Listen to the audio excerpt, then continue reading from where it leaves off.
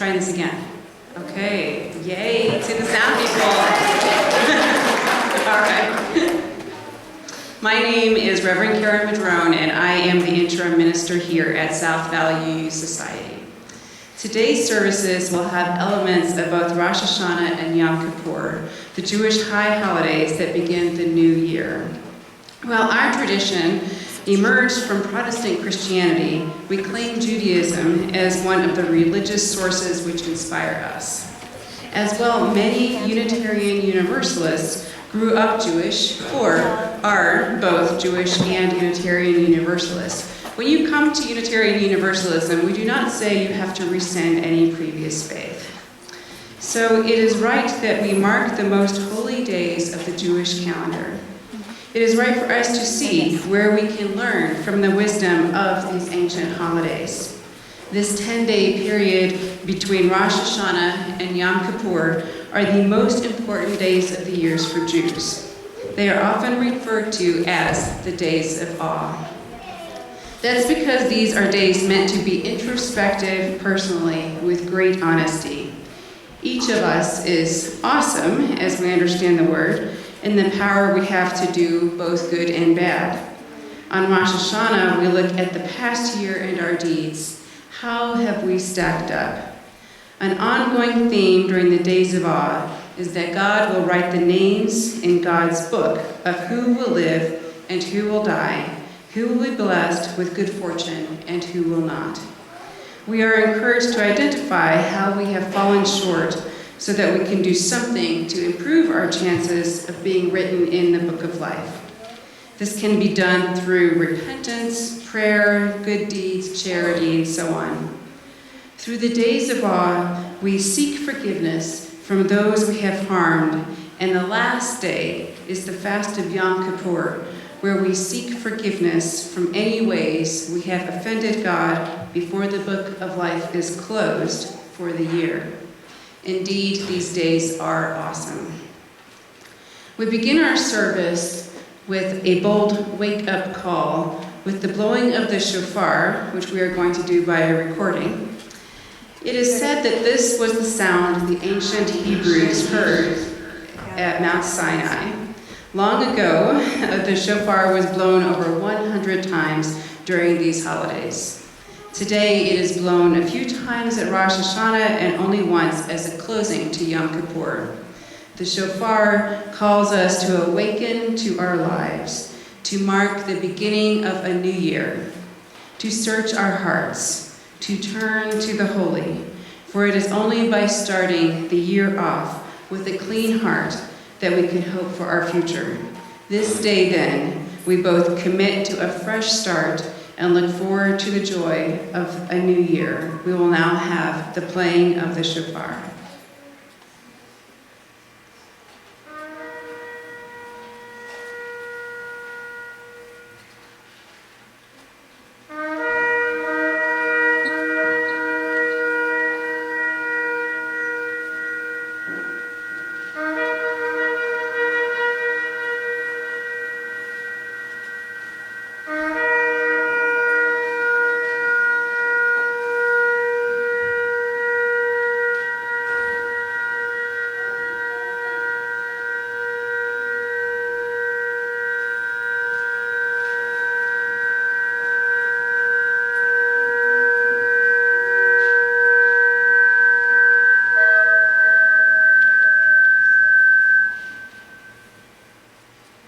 Please join in singing hymn number 215, our opening hymn today.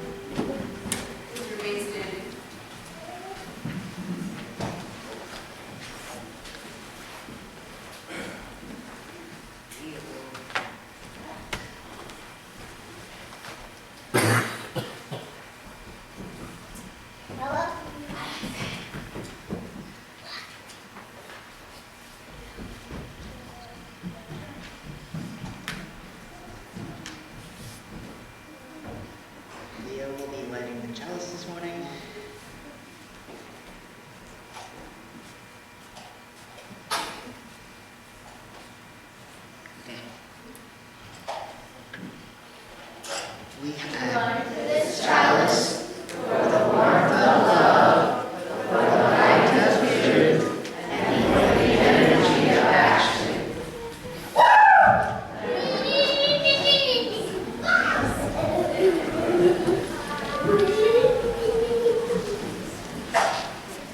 Thank you, Leah.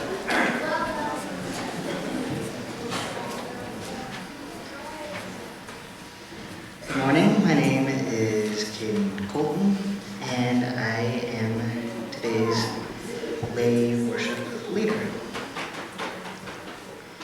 The pronouns I use are he, him, his, and they, them, theirs. I would like to welcome you this morning to South Valley Unitarian Universalist Society. We are an intentionally diverse religious community. All are welcome here. We would like to extend an especially warm welcome to those of you who are visiting for the first time. We are so glad you are here. Please make sure to check in with a greeter after the service if you haven't done so already. We would love to get to know you. This is a caring, supporting community. In the chalice at the back of the sanctuary, there is a book to write down your joys and concerns. Please feel free to share a joy or concern. A member of the caring circle will follow up with you. After the service, everyone is invited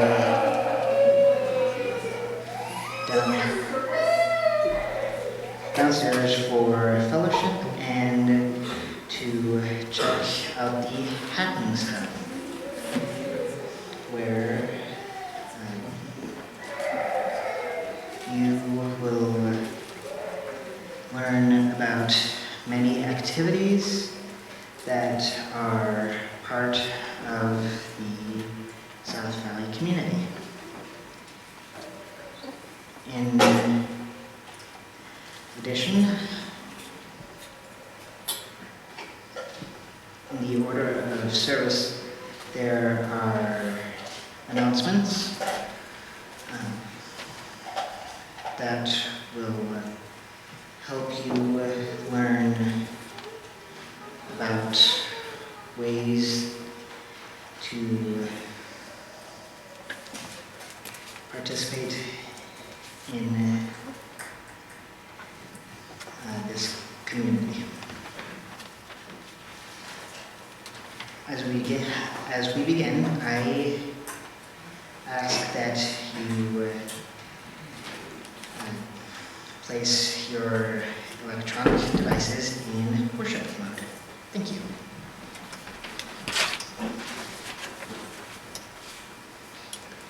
And before we meet with our neighbors, Chris Berg has a quick announcement.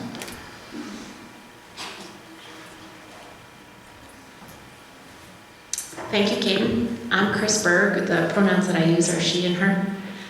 And I'm representing the Ministerial Search Committee this morning. The Ministerial Search Committee was selected over the summer, and we've started work in July to represent you and this congregation as we begin our search, as we pursue our search for a settled minister. So my announcement this morning is just a quick reminder that there is a cottage meeting after church today. If you've not attended a cottage meeting, think about staying today. You can just check that off your list. You can just stay, you're already here. and to put a plug-in to complete the survey. There's an online survey. The posters that you see, there's one at the back, there's one downstairs. The website, the sbus.org website, has a link to the survey. If you've not already completed the survey, please do so. Questions we've gotten are these things just for members? No. Our community is much broader and more diverse than only members. And so this process is about who we are today and where we've come from and what brought us here and also where we're going. So if this place is special to you or you think it might be, please come to one of the cottage meetings and fill out the survey. It's available to all of us. The other thing I'll say is, why does it matter right now when this search is gonna go on through the winter? It matters right now because right now we're compiling our story. We prepare a package of materials that we present to ministers on December 1st. So right now the survey and the cottage meetings are really important to hear who we are and understand our complexity and tell a story. So we can tell the story that you've asked us to represent. We need to hear from you. So now is your time to influence this process. So please decide to do this. There are sign-up sheets downstairs for the cottage meetings that have been planned and the survey link on the website. If you haven't already done it, please decide to do it. And if you have done it, good on you. I think we're at 56 in the survey and we're aiming at 100, so we need you.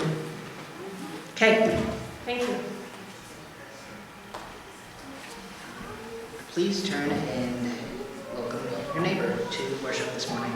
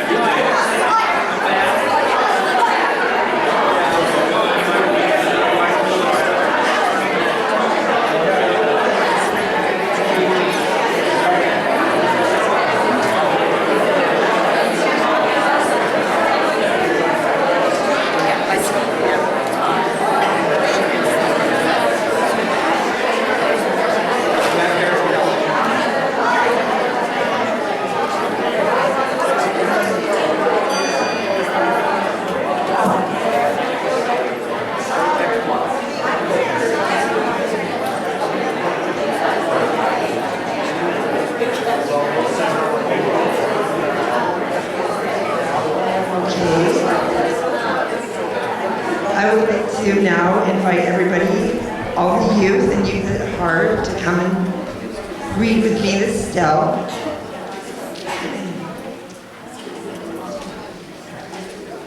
Come on down, friends. Sorry, I have a little bit of cold. There's all my friends. Yay! Hi. Go. All right, let's sit down, okay? I'm going to read the story, all right? Oh my God, that is not me on my microphone, please. All right. This is Boundless Love and Forgiveness. In Jewish tradition, 4 chapters of the book of Jonah are read aloud at Yom Kippur. Jonah is a minor prophet in the Hebrew Bible but has a big message. Some of you may know his story. Jonah is sent by God to Nineveh to warn the people that if they do not change their ways, they will be destroyed. But Jonah doesn't want to go to Nineveh. The people there are not his people. They are not Jewish, and he knows they won't listen to him. Who listens to prophets anyway? So he steals away onto a sailing ship. Of course, the God of the Hebrew Scriptures knows where he is and troubles the waters. When the crew finds out that God is after Jonah, they cast him overboard. He urges them to. Actually, Jonah doesn't want them to suffer for his transgressions, his sins. Of course, God wants his prophet to make it to Nineveh, so he provides a big, it's hard to do with a microphone, a big fish to swallow Jonah up and keep him for 3 days and 3 nights. Just enough time to think about what is at stake here. A long time out, right? Can you imagine a time out that's 3 days and 3 nights? That's a long time to think about something. Well, the fish coughs him up. Again, God sends Jonah to Nineveh. This time, Jonah goes. There he warns the people that they must change their ways or be destroyed. And lo and behold, they listen. Who would have thought it? They are not destroyed. They live anew. But Jonah, the reluctant prophet, doesn't understand this turn in events. He would have had the Ninevites thwarted away for being so bad in the first place. He would have preferred God not give them a second chance. Not recognizing his own second chance after his time in the big fish, he becomes angry and goes away to sulk on a hill. But God, who in the end is most gracious, patient, generous, and knowing the human heart as God does, makes room for all people, the Ninevites and Jonah, to make mistakes and to change their ways. And listen, as listeners and readers of this tale, we can only hope that Jonah eventually understands something about his boundless forgiveness, his boundless love, and rejoins God's people. All right. So we're going to go to the front of the church and go down the stairs, and then we will and we'll break to classes, my friends. All right.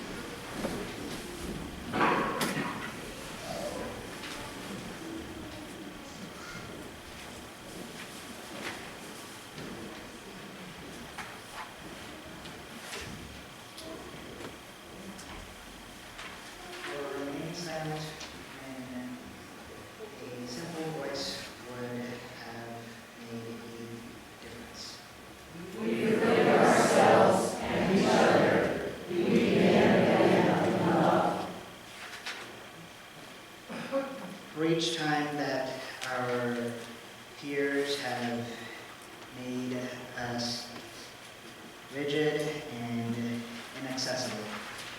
We forgive ourselves and each other. We begin again in love. For each time that we have struck out in anger without just cause. We forgive ourselves and each other. We begin again in love. For each time that our greed has blinded us to the needs of others. We forgive ourselves and each other. We begin again in love. For the selfishness which sets us apart and alone.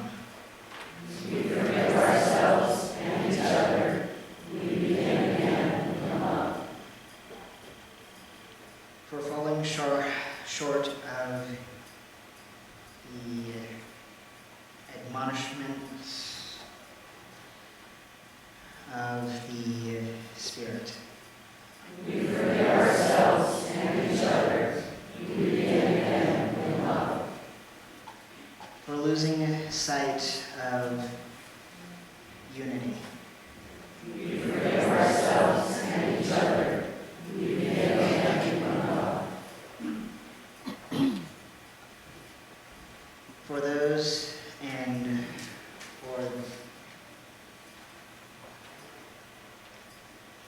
so many acts, both evident and subtle, which have fueled illusions of separateness. We forgive ourselves and each other. And we begin again in love.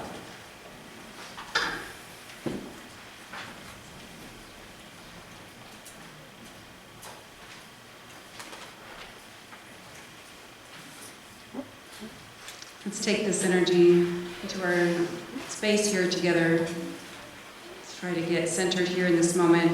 Put your feet on the floor. Get yourself comfortable for our moment of silence here together.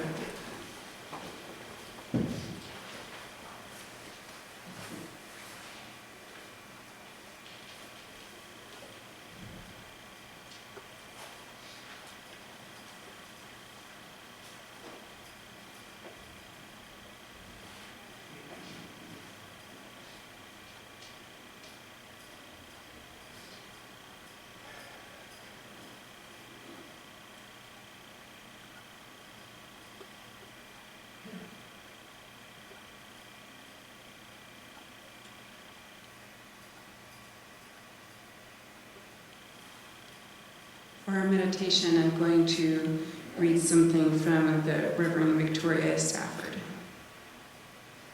Imagine this. On the days between Rosh Hashanah and Yom Kippur, every fall, every year, the people make their peace with anyone they have wronged or slighted or injured or in any way neglected in the past 12 months. The task is not to patch things up, smooth things over, reach a compromise, or sweep mistakes and uneasy memories under the rug. The task is not to feel better. The task is ownership. The goal is truth for its own redemptive sake. I did this. I said this to you, and it was wrong. I neglected this. I botched this. I betrayed you thusly. I demeaned you, whether you ever knew it or not. This is the truth in which both of us are living. I ask you to forgive me. Imagine how many deep breaths you would need to take. Imagine how many doors you'd have to knock on, how many phone calls you'd have to make, how many letters, how many lunches and coffees, how many awkward moments with your children and your parents and with strangers, that cashier to whom you spoke so sharply. Awkward is irrelevant. The task is not about comfort. It is about truth, about wholeness and holiness, restoration. Imagine this. Someone has been preparing all year to speak with you, to write to you, to ask you a hard question. Perhaps in some way not quite conscious, you have even known this, and you have been preparing too. Finally, you answer the door or the phone or open a letter with shaky hands, and there it is, what you thought you'd been longing for, but really have dreaded. Someone is asking your forgiveness. The task is not about comfort, it is about truth. Awkward is irrelevant. You get to choose now. You have to choose whether and how you will participate in restoration. Abandon the pleasant piety that claims knee-jerk forgiveness as the unquestioned moral course. You get to choose which way will be right in this case, between you as persons and with all of your gods, how you understand that. What response will make the world more whole? Imagine something yearns in us to come around right. Something creaky, rusty, heavy, almost calcified within us tries, in spite of us, and of all of our fears and self-deceptions, to turn and creak and turn again and come round a little bit truer. Something in us stretches toward conversion. Imagine healing wholly from within.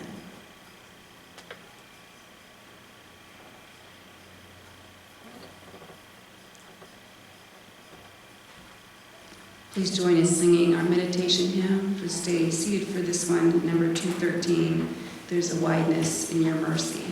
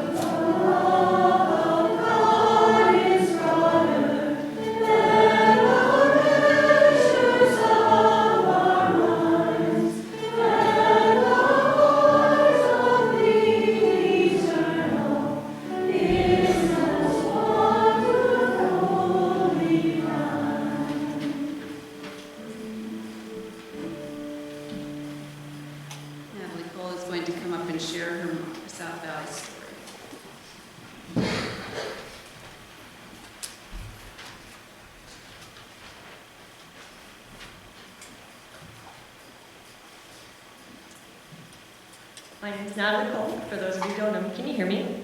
Okay. My pronouns are she and her.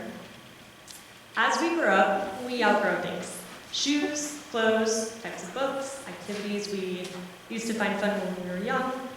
The candy I loved when I was a kid, I try it now, and I find it pretty revolting. We as a society, we accept this as a fact of life, that we outgrow things. We know most people in their 30s don't throw parties, and we are completely okay with that. So why is it that we expect people to stay with their birth religion? As many of you know, I was born and raised Catholic. My mother is a devout Catholic, so I in turn grew up a devout Catholic. I truly believed in the Catholic Church when I was young and took comfort in it in hard times. However, I was also very fortunate to also grow up around multiple faiths, which I believe is why I am here at South Valley today. My father has always had an interest in Eastern spirituality for most of my upbringing. So I grew up learning about the Tao and Buddhism, and I learned how to meditate from him, and that is a practice that is still part of my life today. To add to the mix, I also grew up in Mormon culture in Layton, Utah, on the border of Kaysville, so a very heavily Mormon area. And all of my friends were Mormon. I grew up immersed in the Mormon religion. There are rich blessings growing up in multiple spiritualities, and I think that is why I am at South Valley today. The older I got, the more I drew from the spiritualities I was surrounded by in my youth. I am at South Valley because I can still draw from my Catholic roots, which I still appreciate, and many other spiritualities, without being tied down by any one faith. When I was 18, there were things about the Catholic Church that I realized I did not agree with. I slowly left the church, and when I was 24, I discovered South Valley. I outgrew one religion, and I grew into another. I think it's funny that, as a society, we accept growing up and growing out of things as a fact of life, except when it comes to something so crucial as spirituality. If I can decide that the country music I loved when I was 16 is not what I want to listen to when I'm 27, why can't I decide that the Catholic Church I believed in when I was 16 is not the church I fully believe in when I'm 27? I've been fortunate to have a supporting family who accepted my transition from Catholicism to UU, but I know not everyone has had such a positive experience growing from one religion to UU. I wish we lived in a world that openly and strongly supported spiritual exploration and growth, but fortunately, South Valley is one of the few communities that allows that and supports that, and for that I am thankful. I know, like I said, that many of us have not had positive experiences growing from previous religions to UU, but I admire those of you who persisted through the painful growing pains. Spiritually growing up is never easy, but I think it's worth it. Thank you.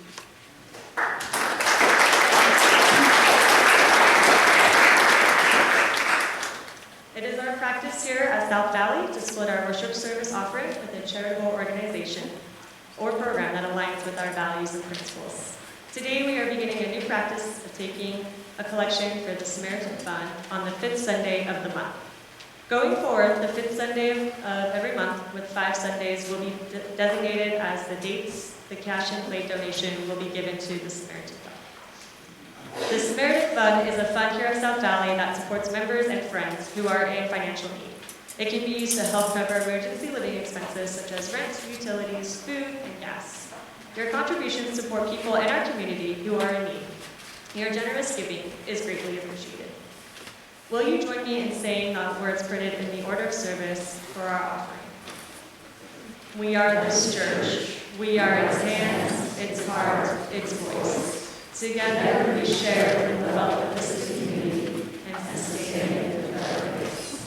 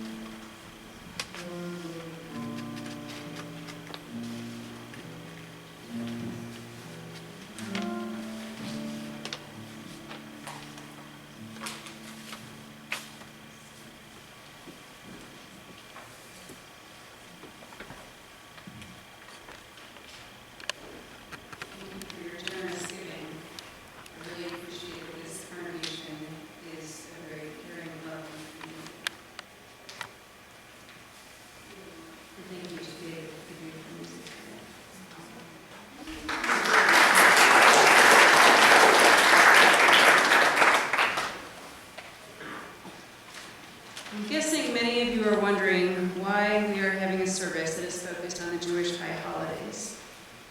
I understand that the songs that we sang earlier, the one we're going to end our service with, are ones that have not been sung here before. I both apologize for any discomfort the music and the service may cause you, while at the same time I think it's important to be exposed to spirituality and music that is outside of our individual comfort zones. I thank you for your patience and your willingness to stay in the discomfort. As a person who grew up Christian Protestant with no exposure to Judaism at all, I didn't meet a Jewish person until I lived in North Carolina that was only from distantly. I had never heard of Rosh Hashanah or Yom Kippur until some years ago when I read Janine Roth's book, Appetites on the Search for True Nourishment. Roth, her whole career is built out of writing books and leading retreats, helping the women to think about their relationships to food, bodies, money, and God. She looks at this through the lens of Judaism and Buddhism. In this book, Appetites, she has this chapter that is focused on the practice of fasting that happens on Yom Kippur. She writes about how fasting, I have to say that the ironic thing is that her whole career is built around talking about food. And so she has this section on fasting and like refraining from food and how that affects your spirituality in your life. She writes about how this fasting brought into focus her behavior of the past year. Sometimes when you refrain from doing something, other things become more clear. Both the things she did and the things that she didn't do. In the chapter, she shares a version of the Litany of Atonement that we read earlier. Her version includes these lines that just struck me. I mean, I read this years ago, and so then I copied it down, but it's just really amazing. But one of the lines is, "Forgive me for not allowing myself to enjoy all the permitted pleasures available to me." All the permitted pleasures, and I chose not to enjoy them. Isn't that fascinating? I don't remember the year I read her book, but I remember the feeling. I thought, wow, here is a religion that encourages an annual reflection on past deeds and making amends for them, but also allows space for remembering that we are not just atoning for things we didn't do and harm we caused, but for joys we didn't experience in our lives when they were permitted to us. That idea has stayed with me, and I revisit the Litany of Atonement every year as a result.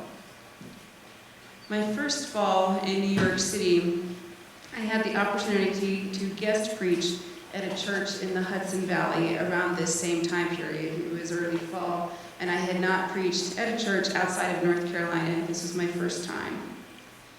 In doing research for that worship service, I learned that the days between Rosh Hashanah and Yom Kippur are referred to as the days of awe. I interpreted the word awe in the way people like me, non-Jews, understand it. In my ignorance, I thought it was really nice to have a time built into the liturgical calendar that is about experiencing awe and wonder. How wrong I was.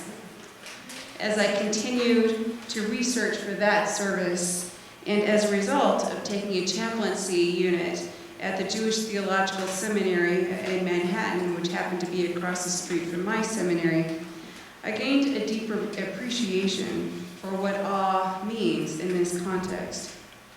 In my research, I stumbled upon a book called, you have to listen very carefully, this is a really awesome title, "This is Real, and You Are Completely Unprepared." If that doesn't grab you, I don't know what does. The next part is "The Days of Awe as a Journey of Transformation." Sometimes when I'm having a moment that has absolutely nothing, of course, to do with this service or anything else, I remember that line, "This is real and you are completely unprepared." And moving forward anyway. This is written written by Alan Liu. He was a rabbi who also practiced Buddhism. In his book, Liu guides readers through the practice of self-reflection through the lens of the Jewish liturgical calendar. The Days of Awe is a time of spiritual cleansing, if you will, of repenting, making amends, and determining to do better in the new year. It is not simply a change in the calendar like many of us treat January 1st, but if done right, in the words of a cantor I met recently, it brings you into dark places in your heart and your soul, and it gets you real about what is important to you and how you are going to bring those important things into your life into the future. The Days of Awe emphasize that you don't get to do the dancing on the other side. We're excited about New Year, but to get there, you have to do some work first. You have to do the inner soul work. You have to make amends. In the Christian context, many mystics refer to this event in their lives that sometimes happen, maybe it's happened to many of you, called the dark night of the soul. A time when they questioned things that were in their life, their spirituality. They sometimes went through physical pain, sometimes had visions. For many mystics, they didn't exactly have a choice. Not usually something people seek out. If any of you have ever had a dark night of the soul, I am sure that you didn't say, oh, let's do this thing. It's not exciting or not pleasant at all, but that came to them. However, in the Days of Awe, this is a time that is intentionally, specifically set aside every year. Sometimes I think about what it would be like if Unitarian Universalism specifically set aside time in our year all the time as a larger denomination for actually making these amends. I knew I had to make doing this work, even if it's just me on my own, just me in my room, just journaling, a regular practice of my life. When I began planning the services for this year, I was determined that we were going to have a service that incorporated Rosh Hashanah and Yom Kippur, especially as a congregation going through interim ministry, a time that is very specific about reviewing the past, learning from the patterns that were established early on and that continue. We never stop, our patterns are always there. Reevaluating who you as a congregation want to be and deciding how to move forward, I knew that this was something that had to be included in our year together. As a minister, I'm always thinking about how what we do impacts both individuals and the larger community. Both are connected. Each of us needs to take regular time for self-reflection and amends making. And on a system level, I believe that is something congregations can do too. And our larger denomination is doing as well, particularly around white supremacy in the larger system.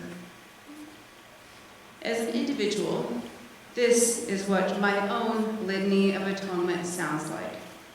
I encourage you to think about what yours might sound like. For being impatient with my wife when she wants to tell me about her day, for not taking time to listen, for ignoring my dog Letty when she brings me toys and instead making her go lay down and leave me alone. I begin again, ask forgiveness, and strive to be more present in the future. For not calling friends when I miss them, and I know that they're thinking of me, but instead letting my insecurities take over. Why in the heck am I insecure about calling my friends anyway? For not reaching out to colleagues when I know they are having a hard time. For not sending thank you cards to former mentors and supervisors when the idea comes to me to thank them, but instead every day I live with the guilt of not doing what I know I should do to maintain and strengthen our connections. I begin again, ask forgiveness, and strive to be more present in the future. here at South Valley, for being in a hurry, for not always being as kind as I could be, for not paying attention, for not asking better, more thoughtful questions, for not appreciating this unique community while I mourn the loss of other faith communities I have been a part of. And finally, for myself, for not resting when I need to, for hoarding all the responsibilities instead of delegating tasks to others and using our shared leadership, for not taking time to really appreciate this new life, this new place. I begin again, ask forgiveness, and strive to be more present in the future. I will clearly be spending more time contemplating each of these sections, thinking about how I can do better in the future. It isn't enough to say, I am going to be more patient. I have to build time into my spiritual practices for meditation and prayer, for journaling, crafting, and reduce the time I spend zoning out, binge watching something on Netflix or Hulu.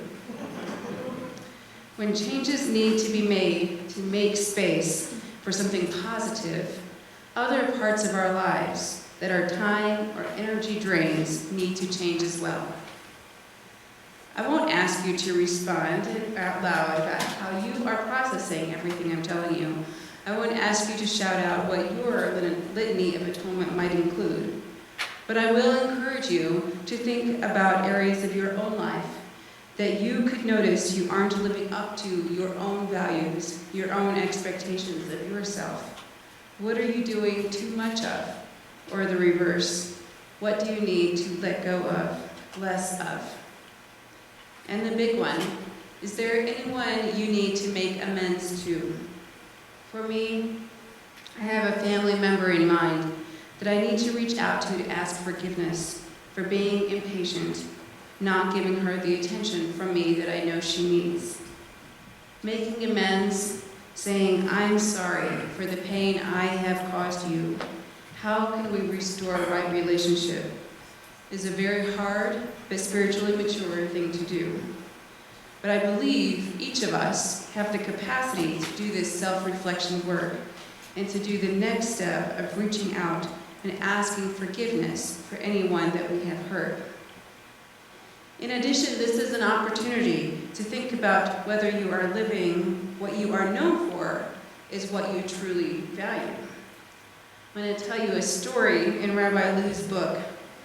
He tells about a man named Alfred Nobel. That name might not sound familiar to you right now, but you will catch on in a second. Nobel was the inventor of dynamite.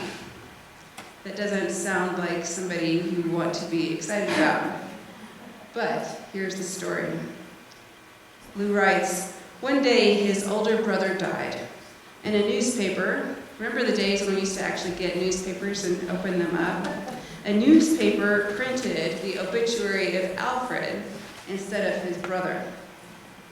Alfred opened the newspaper that morning and had the unusual experience of reading his own obituary while he was still alive. The obituary read, Dr. Alfred Nobel, who became rich by finding ways to kill more people faster than ever before, died yesterday. Alfred threw down the paper. That's not how I want to be remembered, he said. That's not what's important to me, he said. And right then and there, he decided to throw his entire fortune into rewarding people for bettering the world. And now we have the Nobel Peace Prize. This moment of reading his obituary was a major life wake-up call, a true gift, you could say, about how he wanted to live his life and what he actually valued. Now, most of us, we're not going to see our obituaries written before we're dead, I hope. But it is an interesting thought exercise to undertake. How do you think people describe you now? What do others think you value based on how you behave? Consider the days of awe, a time to do some soul searching, about how you want to be remembered and to make changes accordingly. In Judaism, the days of awe are also when, in addition to a self-assessment, God assesses Jews depending on how they lived in the previous year. Their name is written in the book of life, and on Yom Kippur, the final day, the book is sealed. Most of us don't believe that our names are going to be written in the book, or that we are judged by a higher power, but we do value our relationships within our community, and we value what this faith community does together. Perhaps there is a need to notice your own behavior and think about how it impacts others. If there is anyone in the community you need to make amends with, I encourage you to do that. Our seventh principle is about honoring the web of all existence of which we are a part. Usually, when people refer to that principle, they are talking about the planet, they're talking about plants and animals and all those things, the environment, which is true. However, I also think of it in how everything we do affects all of us out. We are all affecting each other. Our belief in the web of existence reflects our desire to here at South Valley, because that is something that we truly believe in. One of the ways that we live that is through making sure that all of our grounds are accessible to everybody, and particularly through our Project Welcome. We make sure that we use vegetarian dinners at Wellspring Wednesdays, which is starting this Wednesday, by the way. We also make sure that we always have gluten-free food available when we gather. Always think about who is not here, how can we be a better service. What we do affects everyone. Each of our words affect each other as individuals and a larger community. I'm going to say that this service has had kind of a heavy tone. I'm just going to say that because sometimes you probably didn't come expecting a heavy service. So I want to acknowledge that. I get that. Your body may be feeling a little tense. You may be holding in your breath. And I encourage you to notice these things and to pay attention. Like, oh, I'm having a reaction to this. To just notice that. There's one more aspect of Jewish services I would like to bring to today's service together. I have found that even in sadness, Jews find a way to sing together. And in fact, a large part of Jewish worship services are singing and dancing. I have to tell you, the couple of times I've gone to Shabbat service, I find myself crying through it, even if I have no idea what is being said. It's the feeling. I think that we all understand the feeling of joy and sadness mixed together. For myself, being part of two UU congregations that had roots in Judaism, one, my supervisor at my Brooklyn church is a Jewish woman. That affected the way that the service was created and also affected my experience of what worship can feel like. And so for today, I ask you to join me in our ending song. It's going to be more of an upbeat song. We're not quite there yet, but this is a song that we're going to do our closing song. We're going to have our chalice extinguishing, and then we will all sing Shabbat Shalom together. We will stand and sing that together in a joyous way to bring our time together, to acknowledge that sadness, joy, making amends, all of these things live together in all of us all of the time. Humans need all of these feelings together. We are not one thing. Friends, as we move through the high holidays, which I have to admit we are not going to continue celebrating next week, we're moving on to the animal blessing next week. Whether we celebrate or not, I encourage you to consider what your personal litany of atonement might be. How will you make amends? And how will you begin anew? Happy New Year. Shana Tova. Please join us in singing. Hold on, I didn't write the number down. 219. Oh, hear my people. Please rise in body or spirit.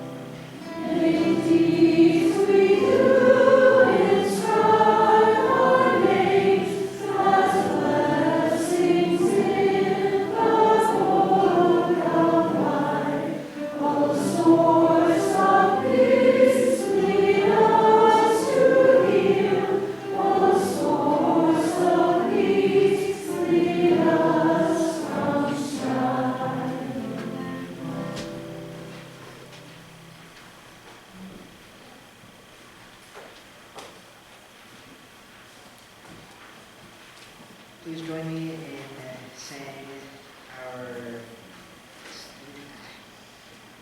chalice extinguishing